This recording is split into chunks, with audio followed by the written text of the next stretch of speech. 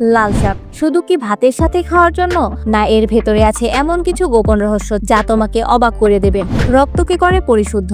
লাল শাক রক্ত পরিষ্কার রাখে।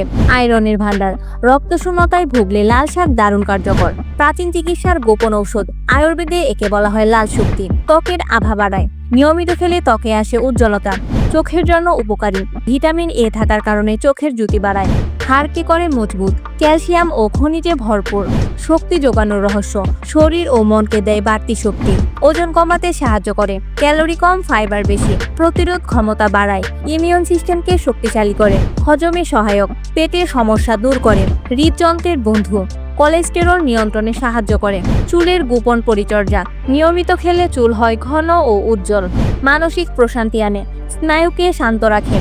শুভ শক্তির প্রতীক। অনেক গ্রামে লাল শাককে শুভ হিসেবে ধরা হয়। রহস্যের শেষ নেই। প্রাচীন লোককথায় বলা হয় লাল রং মানে জীবনী, শক্তি ও লুকানো আশীর্বাদ। তাহলে বলো তো, লাল শাক কি শুধু খাবার, নাকি এর ভেতরে লুকিয়ে আছে আরো গোপন রহস্য?